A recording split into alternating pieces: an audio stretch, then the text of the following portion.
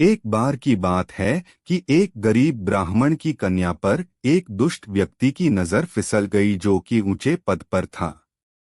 उसने ब्राह्मण की कन्या को अपने प्रेम जाल में फंसाने का भरसक प्रयत्न किया। ब्राह्मण की लड़की उस सरदार की बातों में नहीं आई।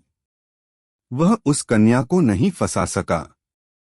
जब उसके सारे प्रयत्न विफल हो गए तो उसने कन्या के साथ बलात्कार करने का दृढ़ निश्चय किया। वह अवसर ही ताक में था। एक दिन अवसर मिल गया। शाम के समय कहीं एकांत में वह लड़की उसे दिख गई तो वह उसे उठाकर जंगल में ले गया।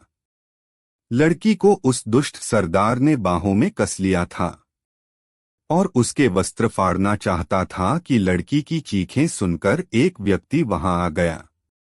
वह व्यक्ति और कोई नहीं, बीरबल थे जो वेश बदलकर घूम रहे थे। सरदार मोहम्मद खान ने बीरबल को पहचाना नहीं था। सरदार ने बीरबल से कहा, भाई तुम अपने ही मजहबी भाई मालूम होते हो, जरा मदद तो करो। यह मेरी बीबी है, मेरे साथ रहने को मना करती है। बीरबल को विश्वास नहीं हुआ। उसने कहा, इससे पूछ लूं। वह तो सच नहीं बोलेगी, मेरे साथ रहना ही नहीं चाहती। यह झूठ बोल रहा है, मैं इसकी बीबी नहीं हूं, एक ब्राह्मण कन्या हूं, कुंवारी हूं। यह तो पठान है और ओहदेदार है, यह क्या कह रही है? यह झूठ बोल रही है। मोहम्मद खान, तुम प्रजा के रक्षक बनाए गए थे, भक्षक नहीं। बीरबल ने कहा, तुम कौन हो? मेरा नाम भी जानते हो, तुम इस लड़की को यहाँ क्यों लाए? बीरबल ने कहा, मेरी मर्जी, तुझे क्या, जा अपना रास्ता देख, भाग यहाँ से। न भागूं तो? बीरबल मुस्कराए, जानते हो मैं कौन हूं? मार डालूंगा। अरे भाई, बाज आ जाओ इस बुराई से। गंदे और बुरे काम का बुरा नतीजा होता है। उपदेश मत दे और भाग जा, बिन मौत मारा जाएगा। बेटे जा, चला जा। जानता नहीं, मैं बादशाह का रिश्तेदार हूं। और मैं भी तो कुछ हूं। बीरबल ने अपनी नकली दाढ़ी मूछे और सिर से कपड़ा हटाया तो वह सरदार घबरा गया। बीरबल, हाँ, गलती हो गई। बीरबल, सजा भी मिलेगी। मोहम्मद खान और उस कन्या को अपने घर ले गया। लड़की को उसके घर भिजवा दिया और खान को जेल। बादशाह को इंसाफ करना पड़ा।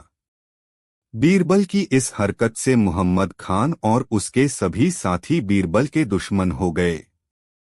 वे बीरबल के जान के ग्राहक बन गए। वे अवसर की ताक में रहने लगे। उन्हें अवसर नहीं मिल रहा था। वे सामने से न मारकर चालाकी से बीरबल को मरवाना चाहते थे। उस चंडाल चौकड़ी में बादशाह का मुंह लगा नाई भी था, वह आंख से काना था। उसकी एक आंख थी, दूसरी चेचक की भेंट हो गई। काना नाई बड़ा चतुर और चालाक था। उसने अपनी चंडाल चौकड़ी से कहा, मैं ऐसी तरकीब सोच चुका हूं जिससे बीरबल मर भी जाएगा और हम लोगों का नाम भी नहीं होगा। क्या तरकीब है? दूसरे ने पूछा। तुम लोग सिर्फ देखते रहो, बस मेरा समर्थन करते रहना। ठीक है। और काना नाई अपनी योजना के अनुसार बादशाह से बोला, जहांपना, आपके पुरखे स्वर्ग में कैसी हालत में हैं, आपने पता भी नहीं लिया, पता कैसे चले? किसी को भेजो। आलमपनाह, नाई बोला। कौन जाए? किसी को भेज दो। जाएगा कैसे? जन्नत का रास्ता तो मालूम भी नहीं है।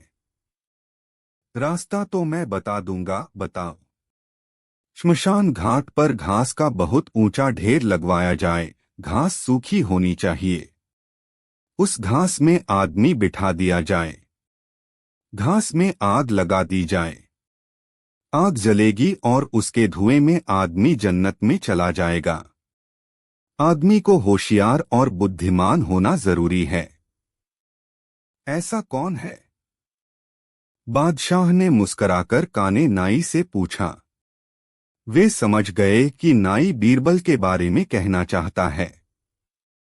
किसी को भेज दीजिएगा महाराज, यह तो आप ही बेहतर जाने। तुम्हारी राय में कौन होशियार है? होशियार तो बीरबल है। यह काम यानी स्वर्ग में जाकर आपके पुरखों की खोज खबर लेने का काम वही अच्छी तरह कर सकता है। तुम्हारे विचार से जन्नत जाना चाहिए। जी हाँ। और उसका काम कौन करेगा? बंदा हुक्म बजाएगा। तुम? जी ठीक है, बीरबल को भेज देंगे। और बादशाह ने मुंह लगे नाई और उसकी चंडाल चौकड़ी के प्रभाव में आकर बीरबल को जन्नत जाने के लिए कहा। बीरबल तुरंत समझ गए। उसने कहा, मैं तैयार हूं, चला जाऊंगा, परंतु मुझे 1,00,000 मुद्राएं और 1 महीने का वक्त चाहिए। मैं अपने बच्चों का प्रबंध करना चाहता, क्योंकि हो सकता है मैं वापस न लौटूं। बादशाह ने उसकी बात मान ली। बीरबल ने अपने बच्चों और पत्नी को सब बातें समझा दी थीं। अपने विवस्त लोगों को भी समझा दिया था। इसके बाद बीरबल ने श्मशान घाट से अपने ठिकाने तक एक सुरंग बना ली। सुरंग को तैयार करने के बाद ऊपर से इस तरह बंद कर दिया कि पता न चले यहाँ सुरंग है। निश्चित दिन बीरबल को वहां लाया गया। मनो घास वहां एकत्र की गई थी। बीरबल ठीक वहां बैठ गए जहां पर सुरंग का सुहाना था। बीरबल के ऊपर घास डाल दी गई। घास का ऊंचा ढेर लगा दिया गया और फिर बड़ी खुशी के साथ नाई ने आग लगा दी। बीरबल के पक्षपाती रो पड़े। काने नाई मुहम्मद खां के तरफदार हंसते रहे। आग लग रही थी, धुआं उठ रहा था, परंतु बीरबल तो सुरंग द्वारा निकलकर अपने घर पहुंच गए थे। बीरबल को मरा समझकर दरबार में उसके विरोधी बड़े खुश थे, परंतु बादशाह उदास रहने लगे। उन्हें अपने किए पर कभी कभी पछतावा भी होता था। उधर बीरबल अपने घर में बंद रहता था, बाहर नहीं निकलता था। उसने दाढ़ी, मूछें और नाखून बढ़ाने शुरू कर दिए थे। 6 माह तक वह इसी तरह सिर, मुंह, दाढ़ी के बालों और नाखूनों को बढ़ाता रहा। 6 माह बाद साधुओं की पोशाक पहनकर दरबार में पहुंच गया। देखने पर उसे कोई पहचान न सका। जब स्वयं उसी ने बताया तो लोगों ने पहचाना कि यह बीरबल है। बादशाह पहचानकर बहुत खुश हुए। बादशाह ने कहा, जन्नत का हाल सुनाओ। हमारे बाप दादा तो ठीक है हुजूर, वे सब तरह से सुखी हैं। मेरा भी मन लग रहा था, इस लोक को भूल ही गया था, परंतु क्या करूं? क्यों? हुजूर, आपके दादा ने भेजा है मुझे। वे नाई के बिना वहां बड़ी दिक्कत महसूस कर रहे हैं। वहां नाई नहीं है। उन्होंने भेजा है मुझे आपके पास और कहा है कि जाते ही एक होशियार नाई को भिजवा दो। कौन नाई इस योग्य है? अपने काने नाई से चतुर नाई देश में नहीं है। वह ठीक रहेगा, उसे रास्ता भी मालूम है। बादशाह ने बीरबल की बात मान ली। उन्होंने नाई से कहा, देखो भाई, जन्नत में हमारे बाप दादा नाई के न होने से दुखी हैं। बीरबल ने खबर दी है कि उनके शरीर पर रीछों की तरह बाल हो गए हैं। तुमने देखा होगा कि बीरबल के बाल बढ़ गए थे। चतुर नाई को उन्होंने भेजने को कहा है। तुम जैसा चतुर नाई दूसरा तो हो नहीं सकता। मैं तुम्हें ही भेजना चाहता हूं, जाने की तैयारी करो। नाई घबरा गया। काना नाई अपनी खोदी हुई खाई में गिरने जा रहा था। उसने 1 सप्ताह की मोहल्लत मांग ली। वह चाहता था कि 1 सप्ताह के भीतर कहीं भाग जाए, परंतु बीरबल ने सिपाही लगा दिए थे। नाई भाग नहीं सका। निश्चित दिन आ पहुंचा। नाई रो रहा था। उसकी पत्नी ने कहा, जैसे बीरबल लौट आया था तुम भी लौट आना। उसे तो देवी माँ ने बचाया है, मुझे आग से कौन बचाएगा? मैं जल जाऊंगा प्यारी। अपनी ही सुलगती आग में जलना पड़ गया। अब मैं कैसे जीऊंगी तुम्हारे बिना, वह रो पड़ी। समय आने पर नाई को श्मशान घाट पर सूखी घास में डाल दिया गया। काने नाई को अपने किए की सजा मिल गई। बादशाह बीरबल को जी जान से चाहते थे। इससे दरबार के अन्य मुसलमान सरदार तथा कर्मचारी जो उसके रिश्तेदार थे, बीरबल से द्वेष रखते थे। वे किसी न किसी तरकीब से बीरबल को दरबार से निकलवाने की ताक में रहते थे, पर उनकी सर्वतोमुखी प्रतिभा के आगे उनके विरोधियों को सदैव मुंह की खानी पड़ती थी। राजा से यह बात छिपी न थी, किंतु वह जानते थे कि बीरबल के दरबार से अलहदा हो आने से उसके कार्य को कोई दूसरा संभाल नहीं सकता। बीरबल के न्याय से राजा प्रजा सभी खुश थे, किंतु दुरात्मा सांप्रदायिक भावनाओं से प्रेरित होकर तथा स्वयं उस पद की प्राप्ति के निमित्त बीरबल के विरोधियों ने जब समझ लिया कि इससे इनकी पदच्युत करना नितांत असंभव है, तब सबने मिलकर बेगम के भाई को राजी कर लिया और बीरबल के विरुद्ध भड़काया। उनके भड़काने में बेगम का भाई आ गया। आता क्यों न? भला इतने बड़े राज्य के मंत्री पद पर पहुंचने की किसे लालसा न थी। विरोधियों ने बेगम के भाई को अनेकों प्रकार से प्रोत्साहित किया और कहा कि तुम्हारे जैसे प्रतिभा संपन्न व्यक्ति के रहते हुए राजा एक हिंदू को अपना वजीर बनाए, इसमें सबसे अधिक अपमान आप ही का है। यह सब कह सुनकर तत्सीखा ढाकर बेगम के पास उसके भाई को भेजा। बेगम के भाई ने भी मंत्री पद की लालसा से अपनी बहन राजा की बेगम के पास जा बीरबल की बहुत निंदा की और उसके विरुद्ध राजा को बीरबल को पदच्युत कर देने के लिए भरपूर कोशिश करने को कहा। बेगम अपने भाई के कथन को न टाल सकी और बादशाह से बीरबल का है हटा देने का अनुरोध किया। राजा के बहुत कुछ समझाने पर भी जब बेगम टस से मस न हुई तो उन्होंने बीरबल की बुद्धिमानी के सबूत में बुत्सी बातें बतलाई और बोले कि उसके न रहने से कोई बहुत सी बातें बतलाईं और बोले कि उसके न रहने से कोई राज्य का काम न संभाल सकेगा, इससे अपकीर्ति होगी। फिर बिना किसी अपराध के यह कैसे हो सकता है कि बीरबल को पदच्युत कर दिया जाए? मैंने तो सबकी योजना के अनुसार ही नियुक्ति की है, क्या तुमसे बीरबल की योग्यता छिपी है?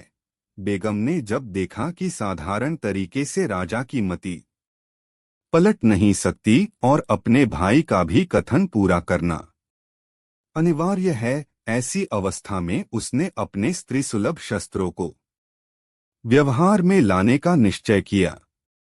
रात को बेगम उदास रही, कुछ बोली नहीं। दूसरे दिन राजा रात में जब पुनः महल में आए, नित्य प्रति की भांति न तो आज उसने उनका स्वागत ही किया, न कुछ बोली ही। राजा ने उदासी का कारण तो समझ ही लिया था, किंतु अनजान बनकर इस आकस्मिक क्रोध का कारण पूछने लगे। बेगम ने आंखों में कृत्रिम आंसू भरकर उत्तर दिया, यदि आप मुझे प्रसन्न देखना चाहते हैं तो बीरबल को शीघ्र ही पदच्युत करके उसके स्थान पर किसी मुसलमान को दीवान बनाएं, अन्यथा मैं जहर पीकर अपनी जान गंवा दूंगी। बेगम का निशाना राजा पर ठीक बैठा। राजा का दिल बेगम की बात मानने को कहता था, लेकिन कर्तव्य उन्हें ऐसा करने की आज्ञा न देता था। इस बात से बादशाह बहुत असमंजस में पड़ गए। कुछ समय तक चुप रहने के पश्चात बादशाह बेगम से कहने लगे कि बिना कसूर के बीरबल को पदच्युत कर देने से जनता में असंतोष फैल जाएगा। अतएव तुम कोई ऐसा उपाय बताओ जिससे बीरबल को कसूरवार ठहराया जा सके। ऐसा होने पर खुद वही पद त्याग कर अन्य स्थान पर चले जाएंगे। वे बड़े ही स्वाभिमानी हैं। बेगम को बादशाह की बात से कुछ धीरज हुआ। वह उपाय खोज निकालने में व्यस्त हो गई। कुछ देर पश्चात बेगम का चेहरा हर्ष से खिल उठा। वह एकदम उछल पड़ी और बादशाह से बोली कि इसकी बहुत आसान तरकीब समझ में आई है। वह यह है कि कल आप दिन निकलते ही बाग में रुष्ट होकर नापे और बीरबल से कहें कि बेगम को मनाने के लिए राजी करें। यदि तुम ला सको तो ठीक है, नहीं तो पद से अलहदा कर दिए जाओगे, किंतु इस बात को कहने के पश्चात इसका स्मरण रखेंगे कि कहीं बीरबल आपको भुलावा न दे दे। रात किसी तरह बीती। सूर्योदय से पहले ही बादशाह बेगम की अनबन की खबर सारे शहर में फैल गई। बीरबल को आया देख बादशाह ने बेगम के कथनानुसार ही हुक्म कह सुनाया। बीरबल ने भी अपने बाल धूप में नहीं सुखाए थे, वे सब चाल समझ गए। तुरंत ही अपने एक दूत से आवश्यक बातें बतलाकर जनान खाने में पहुंच गए। बेगम के पास गए और आदर से कुशल समाचार पूछने के बाद बेगम को इधर उधर की बातों में उलझा लिया। इसी वक्त उनका सिखलाया हुआ दूत पहुंचा और बीरबल से बोला कि इस कलह का कारण आपकी ही कहा सुनी है। बादशाह अपनी बात पर अड़े हैं। आप व्यर्थ ही प्रयास क्यों कर रहे हैं? मेरी राय में भी आप बादशाह की मति पलट दीजिए। यदि कहीं थे ऐसा कर बैठे तो इससे आपका बन जाएगा। बेगम ने दूत की बीरबल के साथ जो बातें हुई उनको बड़े ध्यान से सुना। उस आदमी के चले जाने पर बीरबल से उस आदमी का आशय पूछा। बीरबल ने अफसर हाथ आया देख कहा कि यह आदमी बादशाह के यहाँ से आया था और संदेश लाया था कि बादशाह आपसे इसलिए नाराज हैं कि आप समय समय पर अप्रिय कार्य करने को कहती हैं और बिना किसी कारण ही रूठ जाती हैं। इस कारण बादशाह का दिल आपसे बहुत ही खींच सा गया है। वे शीघ्र ही नई बेगम लाने वाले हैं। बीरबल के मुख से ऐसा सुनते ही बेगम ने अपने मन में विचार किया। उनके मन में विश्वास हो गया कि बादशाह नई बेगम लाने का उपाय कर रहे हैं, क्योंकि मैंने प्रातः उनसे बीरबल को निकालने का प्रस्ताव रखा था। बेगम को विचार करते देख बीरबल वहां से चले आए। उनके जाते ही बेगम कपड़े बदल पालकी में सवार हो वहां पहुंची जहां बादशाह थे। अनेक तरह से बादशाह की खुशामद की और अपनी दुष्टता के लिए माफी मांगने लगी। बादशाह यह देख बड़े आश्चर्य में पड़ गए। उन्होंने पूछा, यह क्या? तुमने इतनी जल्दी अपनी प्रतिज्ञा तोड़ दी। मालूम होता है कि बीरबल ने तुम्हें बहका दिया।